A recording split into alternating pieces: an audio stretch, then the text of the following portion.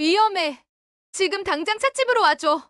여기 영국인 여자가 다급하게 누군가에게 문자를 보내고 있는데요. 이내 공포에 질린 채 뒷걸음질 치면서 온몸에 식은땀을 흘리고 있습니다. 과연 이 영국 여자에게는 무슨 일이 있었던 걸까요? 안녕하세요. 저는 영국 런던 대학교에서 동아시아학을 전공한 에밀리라고 합니다. 저는 지금 한국의 찻집을 운영하고 있어요. 아메리카노를 파는 카페가 아니고 한국 전통 찻집을 운영 중입니다. 영국 여자가 왜 한국에서 찻집을 하는지 궁금하시죠? 제가 한국에서 찻집을 하게 된 이유는 대학교 수업 시간부터 시작해요. 수업 중 한국의 차 문화에 대해 배웠는데 이게 제 인생의 전환점이 될 줄은 몰랐답니다. 영국에서 차는 일상의 일부예요. 영국 사람들은 차를 즐긴다기보다는 일상에 늘 함께하는 정도예요. 특별하게 즐기는 거라곤 홍차에 우유를 넣어 마시는 게 보통이죠. 그런데 한국 차는 달랐어요. 우유를 넣지 않고 차 자체의 맛과 향을 즐기더라고요. 이런 제가 어학연수로 한국에 왔을 때 처음 접한 한국 전통차의 맛은 충격 그 자체였습니다. 차가 이렇게 깊고 다양한 맛을 내고 사람을 행복하게 할 수 있구나 생각이 들었어요. 구수한 보리차,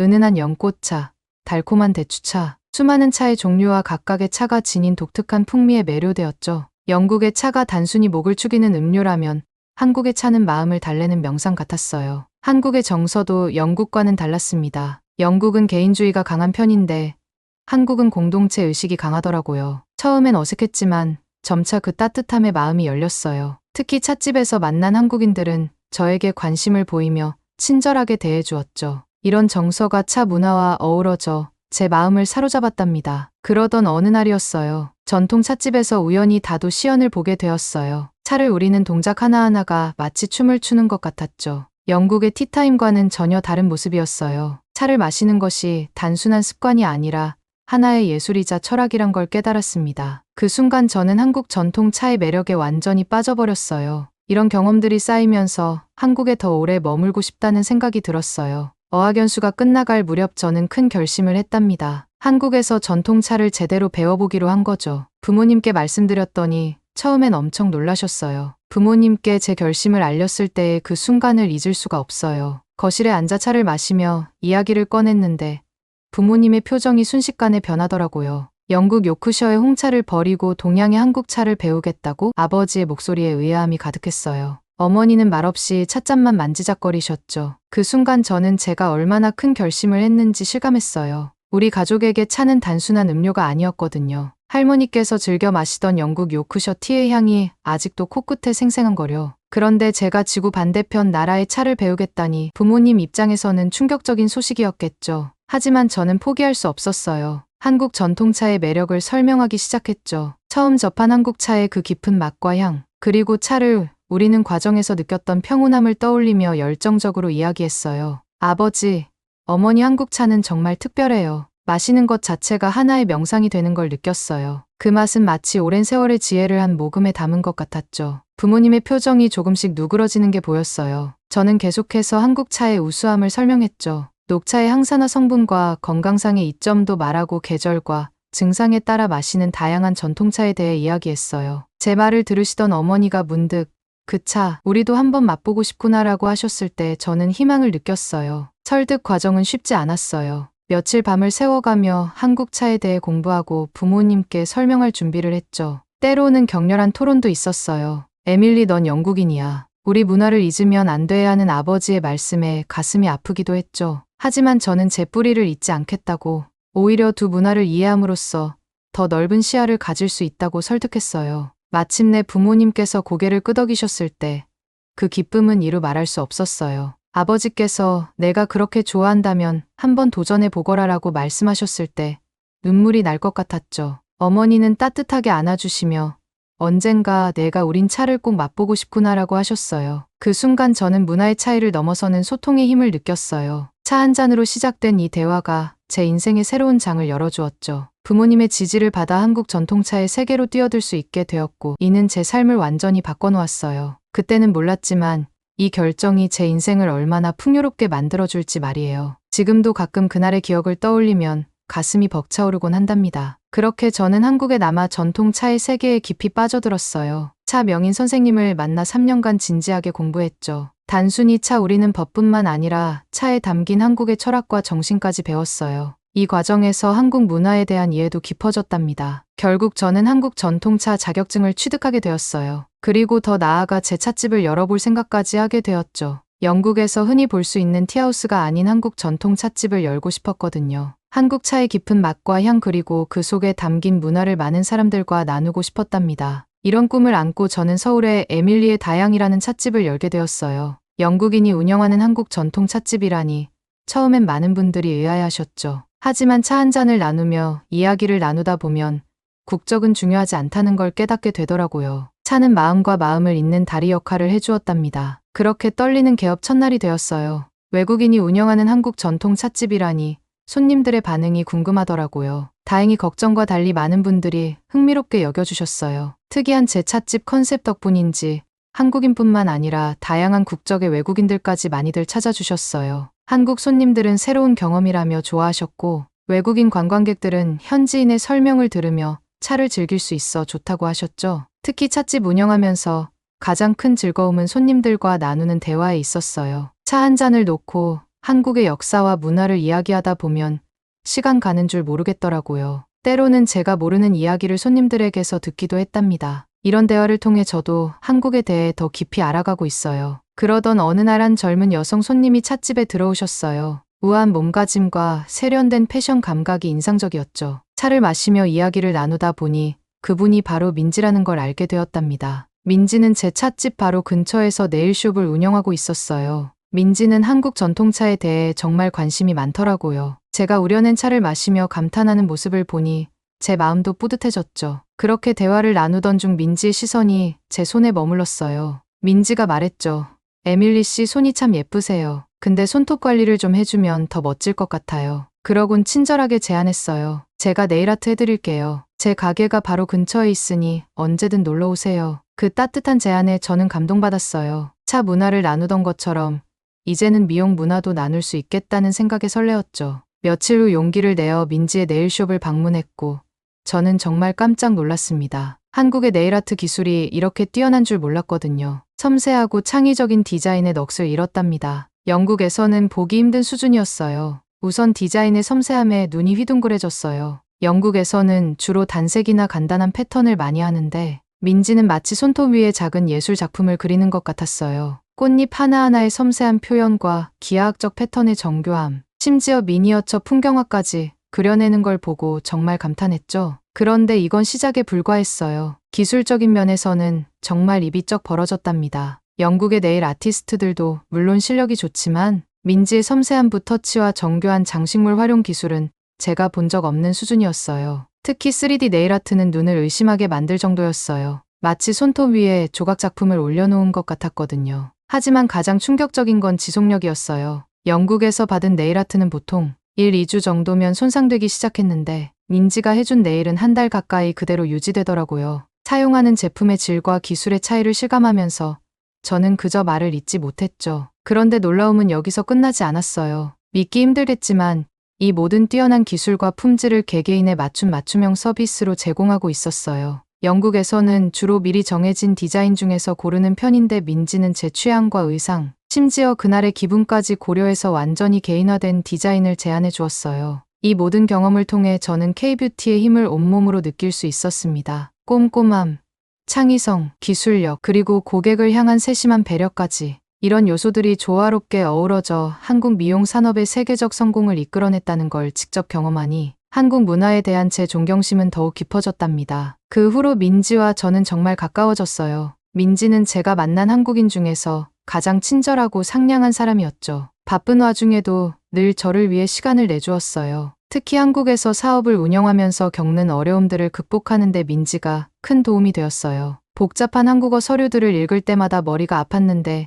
민지는 항상 기꺼이 도와주었죠. 법적 용어나 전문적인 표현들을 쉽게 설명해주고 때로는 직접 관공서에 동행해주기도 했어요. 덕분에 복잡한 행정 절차도 무사히 해결할 수 있었답니다. 민지는 한국의 사업 문화에 대해서도 많은 조언을 해주었어요. 예를 들어 손님들과 어떻게 소통해야 하는지, 직원들을 어떻게 대해야 하는지 등 문화적 차이로 인해 제가 몰랐던 부분들을 상세히 알려주었죠. 이런 조언들 덕분에 저는 한국에서의 사업을 더 원활하게 운영할 수 있게 되었어요. 주말이면 민지와 함께 서울 곳곳을 탐험하곤 했어요. 매번 새로운 장소를 발견하는 재미가 쏠쏠했어요. 그 중에서도 북촌 한옥마을은 특별했죠. 전통 한복을 입어보았는데 처음에는 어색했지만 점점 한복의 아름다움에 매료되더라고요. 민지가 한복의 각 부분에 대해 설명해주며 한복에 담긴 한국의 미적 감각을 이해하게 되었습니다. 그런데 이건 시작에 불과했어요. 한복을 입고 한옥마을을 거닐다 보니 마치 타임머신을 타고 과거로 여행을 온 듯한 기분이 들었거든요. 처마의 우아한 곡선, 마당의 여유로운 공간,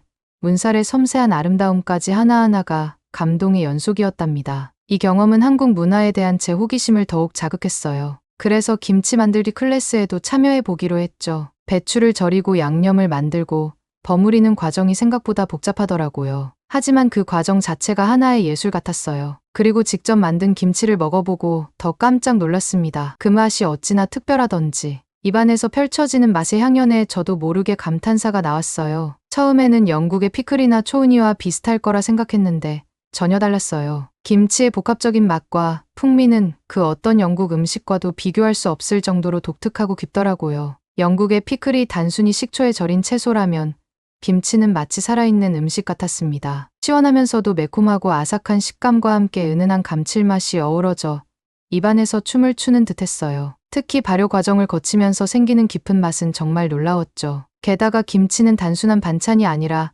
한국인의 지혜와 정성이 담긴 음식이라는 걸 알게 되었어요. 계절마다 다른 재료로 만들고 집집마다 독특한 레시피가 있다는 점이 인상 깊었습니다. 이런 다양성과 창의성은 영국 음식 문화에서는 보기 힘든 것이었죠. 이 순간 김치를 통해 한국 문화의 깊이를 조금이나마 이해하게 된 것 같았어요. 단순한 음식이 아니라 정성과 문화 그리고 역사가 담긴 한국의 정수라는 걸 깨달았답니다. 영국에도 자랑스러운 음식 문화가 있지만 김치만큼 한 나라의 정체성을 잘 대변하는 음식은 없다는 생각이 들었어요. 이런 경험들이 쌓이면서 한국 사람들의 문화도 점차 이해하게 되었죠. 처음에는 낯설고 어색했지만 이웃들과 음식을 나누고 서로 돕는 모습에서 깊은 유대감을 느꼈답니다. 놀라운 건 이런 작은 순간들이 모여 한국 사회를 지탱하는 큰 힘이 된다는 거예요. 문화란 게 단순히 겉으로 보이는 전통이나 예술만이 아니라 이렇게 일상 속에 녹아있는 사람들의 마음가짐과 관계 속에도 있다는 걸 깨달았습니다. 한국 문화를 배워갈수록 제 시야가 넓어지고 세상을 바라보는 관점도 풍부해지는 것 같아요. 그렇게 얼마 지나지 않아 저는 한국인의 정과 따뜻함을 눈앞에서 직접 체험하게 되는 일이 벌어졌어요. 그것도 예상치 못한 곳에서 말이죠. 가을에 선선한 바람이 불어오던 어느 토요일 오후 민지와 저는 한강공원으로 자전거 여행을 떠났습니다. 민지는 평소에 자주 타던 자전거를 가져왔고 저는 여의나루역 근처 대여소에서 빌린 자전거를 탔어요. 오랜만에 야외 활동이라 그런지 상쾌한 기분이 들더라고요. 한강을 따라 달리는 자전거 도로는 정말 멋졌습니다. 한쪽으로는 반짝이는 강물이 흐르고 다른 쪽으로는 높은 빌딩들이 늘어서 있는 풍경이 참 인상적이었어요. 강변을 따라 늘어선 버드나무들 사이로 불어오는 바람이 얼굴을 스치는 느낌이 그렇게 좋을 수가 없었죠. 우리는 이런저런 이야기를 나누며 페달을 밟았어요. 민지는 자전거를 타면서 서울의 여러 명소들에 대해 설명해 주었는데 그 모습이 마치 전문 가이드 같았답니다. 그렇게 1시간쯤 달렸을까요? 반포대교를 지나 잠원한강공원 부근에 도착했을 때 갑자기 민지의 자전거에서 이상한 소리가 나기 시작했어요. 끼익, 끼익 하는 소리와 함께 민지의 표정이 굳어지더라고요. 자세히 보니 민지의 자전거 뒷바퀴에서 공기가 새고 있었어요. 타이어가 점점 납작해지고 있었죠. 영국이었다면 자동차를 부르거나 근처 자전거 가게를 찾았겠지만 여기는 한강변 자전거 도로 한복판이었으니까요. 주변은 온통 강과 녹지뿐이어서 도움을 요청할 만한 곳이 보이지 않았어요. 자전거 대여소나 편의시설과는 한참 떨어진 곳이라 막막한 기분이 들었죠. 그때 우리 옆으로 한 남자가 자전거를 타고 지나가다 멈춰섰습니다. 20대 후반으로 보이는 청년이었어요. 까만 머리에 운동복 차림 친절해 보이는 미소를 짓고 있었죠. 그는 자신을 강태현이라고 소개했어요. 태연은 자전거에서 내려 작은 가방을 열었어요. 거기서 몇 가지 도구를 꺼내더니 민지의 자전거를 살펴보기 시작했습니다. 그의 손놀림이 정말 능숙해 보였어요. 갑자기 나타나서 민지의 자전거를 수리해 주다니 마치 몰래 저희를 보고 있다가 나타난 히어로 몰래카메라 같았어요. 손기술이 너무 좋아서 놀랐고 타이어 바람까지 넣어주는 모습에 당황하면서도 신기했죠. 궁금증을 참지 못하고 물었어요. 와, 정말 대단하세요. 혹시 뭐 하시는 분이세요? 태연 씨는 미소를 지으며 대답했어요. 아, 저는 자전거를 취미로 많이 타요. 그러다 보니 고치는 것도 자연스럽게 배웠죠. 직업은 기계를 다루는 일을 하고 있어요. 수리가 끝나고 저와 민지는 진심으로 감사 인사를 전하려 했어요. 정말 감사합니다. 저희가 뭔가 보답을. 그런데 태연 씨는 괜찮습니다라며 환하게 웃어주고는 그대로 자전거를 타고 떠나버렸어요. 태연 씨의 자전거 수리 솜씨는 민지의 네일아트 기술만큼이나 뛰어났어요. 문득 이런 생각이 들었죠. 한국인은 모두 이렇게 손재주가 좋고 친절한 걸까? 이런 능력을 바탕으로 한강의 기적을 이루어낸 게 아닐까 하는 생각까지 들더라고요. 영국에서는 좀처럼 경험할 수 없는 높은 기술력과 따뜻한 친절에 깊은 감동을 받았어요. 이런 문화가 한국을 빠르게 발전시킨 원동력이 아닐까 하는 생각이 들었죠.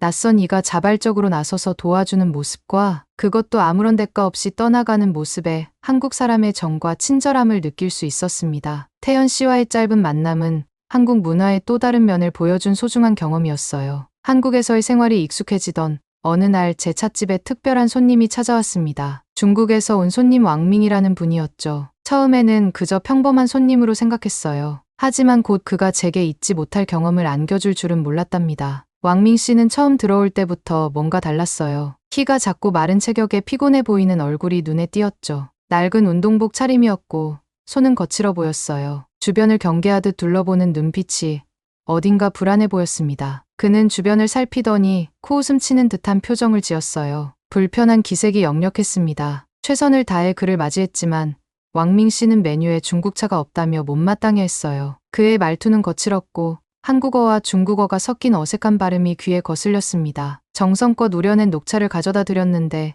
한 모금 마시더니 인상을 찌푸렸어요. 이런 걸 뭐하러 마시냐는 말을 하며 한국 전통차의 맛과 향을 폄하하는 말들을 쏟아내더라고요. 그의 말에 가슴이 아팠어요. 한국 전통차의 깊은 맛과 향을 이해하지 못하는 것 같아 안타까웠거든요. 설명을 해드리려 했지만 왕밍 씨는 들을 생각이 없어 보였습니다. 계속해서 한국 문화를 깎아내리는 말을 이어갔어요. 저는 죄송하다며 다른 차를 추천해 드릴까 물어보고는 대추차를 내어드렸어요. 그런데 왜 더 맛없는 차를 가지고 왔냐며 자신을 놀리는 거냐고 화를 냈습니다. 다른 손님들도 불편한 기색을 보이기 시작했습니다. 어떻게 해야 할지 몰라 당황스러웠죠. 왕밍 씨가 차를 다 마시고 계산을 하려고 일어섰을 때 그의 표정이 갑자기 굳어지는 걸 봤어요. 지갑을 열어보더니 당황한 듯한 모습이었죠. 아마도 돈이 부족했던 모양이에요. 그 순간 왕밍 씨의 얼굴이 붉어지더니 갑자기 목소리를 높였습니다. 차가 비싸고 맛없다며 화를 내기 시작했죠. 순간 온몸에 식은땀이 흘렀어요. 주변 손님들의 시선이 우리에게 집중되는 걸 느꼈습니다. 상황을 진정시켜야 한다는 생각에 최대한 차분히 대응하려 했어요. 불편을 끼쳐 죄송하다고 말하며 이번엔 제가 대접하겠다고 했죠. 하지만 왕밍 씨의 반응은 예상 밖이었어요. 그는 더 큰 소리로 화를 내며 다시는 오지 않겠다고 말했습니다. 문 앞에서 돌아보며 던진 그의 마지막 말에 가슴이 철렁 내려앉았어요. 이런 맛없는 차를 파는 가게가 오래 갈 리 없다고 하더라고요. 왕밍 씨가 떠난 후 찻집 안에는 무거운 침묵이 내려앉았어요. 저는 그 자리에 얼어붙은 채 서 있었죠. 한참 후에야 정신을 차렸지만 그의 마지막 말이 자꾸 머릿속에서 맴돌았어요. 왕밍 씨의 모욕감과 분노가 뒤섞인 표정이 눈앞에 아른거렸습니다. 그가 떠난 후 찻집은 한동안 어색한 분위기에 휩싸였습니다. 다른 손님들께 죄송하다는 말씀을 드렸지만 마음이 무거웠어요. 그날 저녁 단골 손님인 준호 씨에게 이 일을 털어놓았습니다. 준호 씨는 문화적 차이를 이해하려 노력해 보라고 조언해 주셨어요. 중국 사람들은 자존심이 세고 인정을 잘 안 하는 경향이 있어요. 힘들지만 이해해 보라고 조언했죠. 그의 말씀을 듣고 보니 새로운 시각으로 상황을 바라볼 수 있었습니다. 준호 씨와의 대화 덕분에 마음이 한결 가벼워졌어요. 문화적 차이를 이해하고 존중하는 것의 중요성을 다시 한번 느꼈죠. 동시에 제 찻집과 한국 전통차에 대한 자부심도 더 강해졌습니다. 그날 저녁 민지에게도 전화를 걸어 오늘 있었던 일을 이야기했어요. 민지는 제 말을 듣고 깊이 공감해 주었죠. 그녀도 네일숍에서 비슷한 경험이 많다고 했어요. 특히 민지는 중국 사람은 진상이 많고 위생관념이 없는 사람이 많다고 했어요. 얼마 전에는 중국 손님 손톱 밑에 때가 계속 나와서 한참을 파내었다고 말했었죠. 그때 생각이 나는지 민지는 전화하면서도 불쾌한 말투로 이야기를 이어갔어요. 심지어 중국 사람들은 잘 씻지도 않아서 냄새도 심하고 내일 숍에 와서 손 씻겨주고 손톱 파줄 건데 뭐하러 씻고 오냐는 느낌으로 매장을 방문한다고 말했습니다. 저는 민지의 이야기를 들으니 마음이 한결 가벼워지면서도 한편으로는 중국 사람은 다 그런 건가라는 편견이 생기게 되었어요. 민지는 이왕 중국 이야기가 나온 김에 며칠 전에 보았던 뉴스 내용도 언급했어요. 우리 가게 근처에서 일어난 일인데 중국인 불법 체류자가 자주 가던 가게 주인을 해코지하고 협박했다는 뉴스였죠. 중국인 불법 체류자가 오랫동안 외상값을 갚지 않았고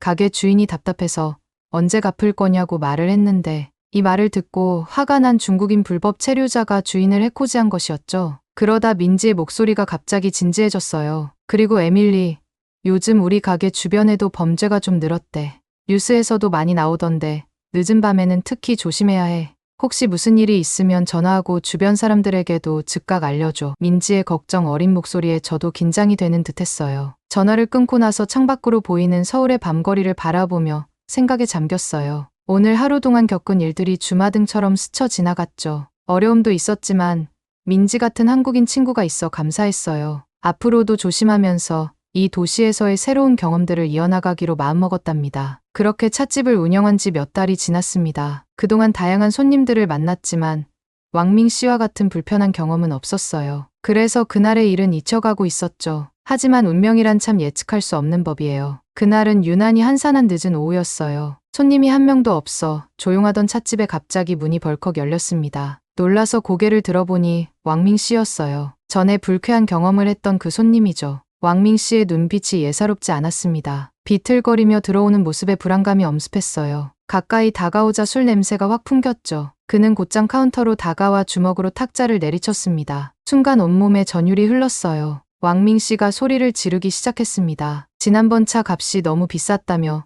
자신을 무시하려고 일부러 맛없고 비싼 차를 내어놓은 거 아니냐면서 그렇지 않으면 중국차를 내놓으라고 했죠.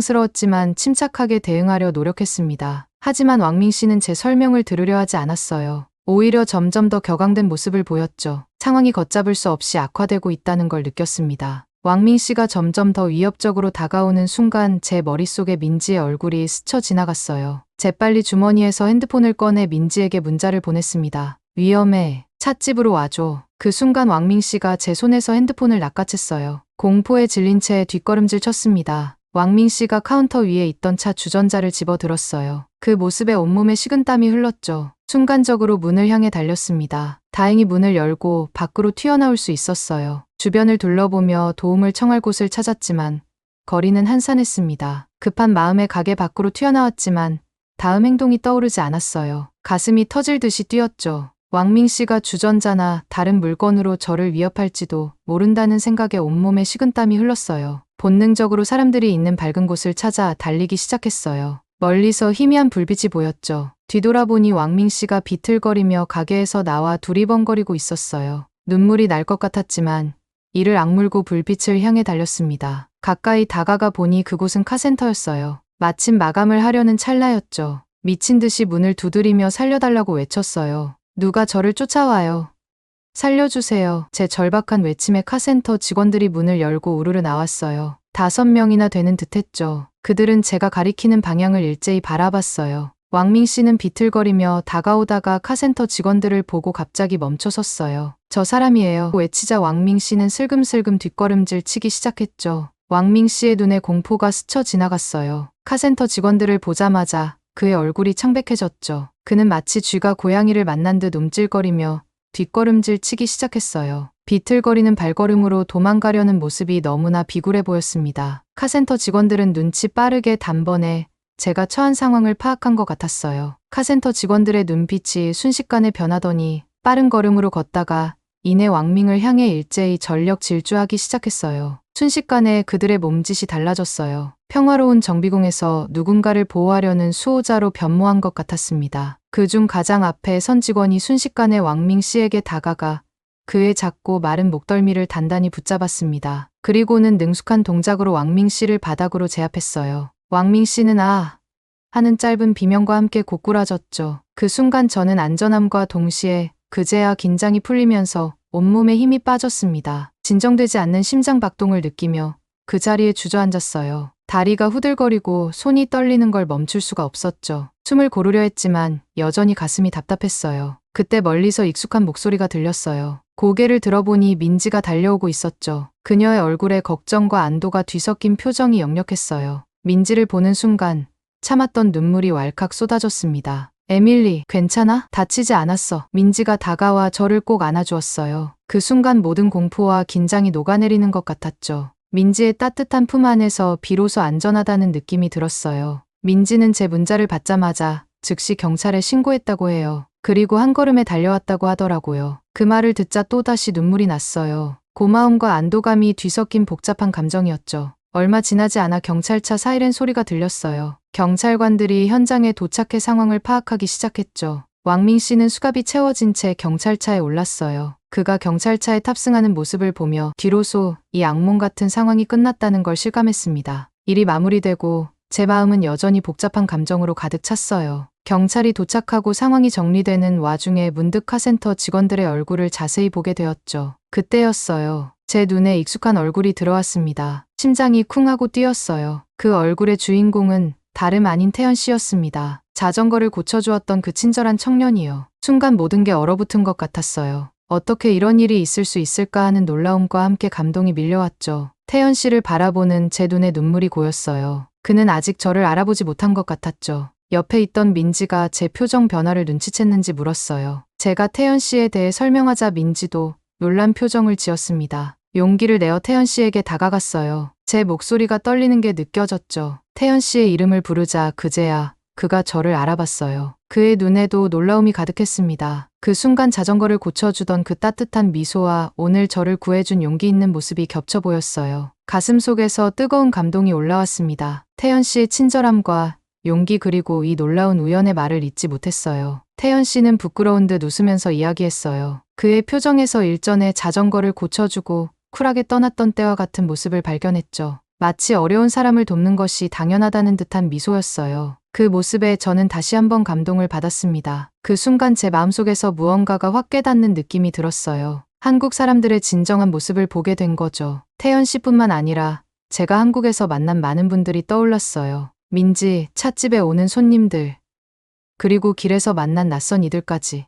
그들은 모두 다른 사람을 돕는 것을 주저하지 않았어요. 정이 많아 낯선 저에게도 따뜻하게 대해주었고 위험한 상황에서도 용기 있게 나서주었죠. 이런 경험들이 모여 제 마음속에서 하나의 큰 그림을 그리고 있었어요. 한국 사람들은 정말 특별하다는 생각이 들었습니다. 그들의 친절함과 용기 그리고 따뜻한 마음이 이 나라를 아름답게 만드는 힘이라는 걸 깊이 깨달았어요. 이런 사람들 사이에서 살아가고 있다는 사실에 가슴이 벅차올랐습니다. 그 순간 한국이 제 두 번째 고향으로 더욱 단단히 자리 잡는 것을 느꼈어요. 이곳에서의 삶이 때로는 힘들고 낯설더라도 이런 따뜻한 사람들과 함께라면 어떤 어려움도 이겨낼 수 있을 것 같았습니다. 한국에 대한 제 사랑과 감사함이 더욱 깊어지는 순간이었어요. 그리고 또 하나 그 사건이 끝나고 며칠 후 경찰서에서 연락이 왔어요. 왕밍에 대한 조사 결과를 알려주려는 거였죠. 놀랍게도 그는 관광 비자로 한국에 왔다가 기간이 지난 뒤에도 불법으로 한국에 체류하던 불법 체류자였대요. 이 사실을 알게 되니 그의 행동이 조금은 이해가 되더라고요. 불안정한 신분 때문에 그렇게 공격적으로 나왔던 걸까요? 아니면 중국인 특유의 자존심 때문에 과격하게 행동한 걸까요? 이유야 어찌됐든 간에 중국인 불법 체류자가 한국 사회에 가하는 위협이 정말 크구나라는 것을 온몸으로 느끼게 되었죠.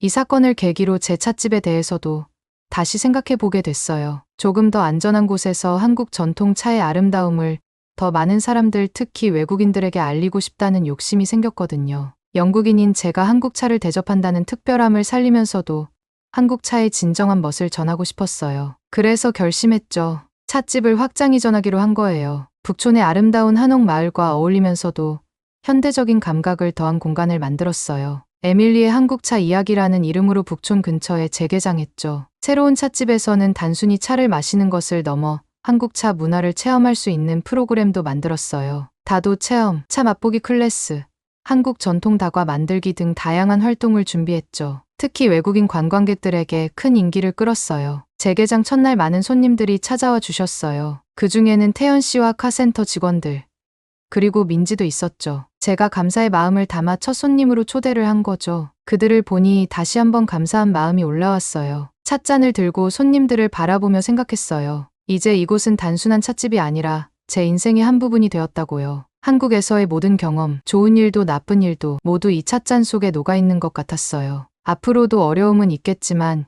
이제는 두렵지 않아요. 이 따뜻한 사람들과 함께라면 어떤 어려움도 이겨낼 수 있을 것 같거든요. 한국이라는 나라 그리고 이곳에서 만난 소중한 인연들, 이 모든 것이 제 삶을 더욱 풍요롭게 만들어주고 있어요. 대한민국은 제 두 번째 고향이 되었고 저는 이 고향에서 한국인의 정을 느끼면서 살고 있습니다. 감사합니다. 오늘 사연은 여기까지입니다. 영국인이 하는 한국 전통 찻집이라 정말 신기하네요. 그리고 한방에 중국인 불법 체류자를 제압한 카센터 직원들도 정말 멋지네요. 오늘 사연이 재밌으셨다면 구독 버튼 한 번만 클릭해 주세요. 저는 더 좋은 사연으로 찾아뵐게요. 감동도서관이었습니다. 감사합니다.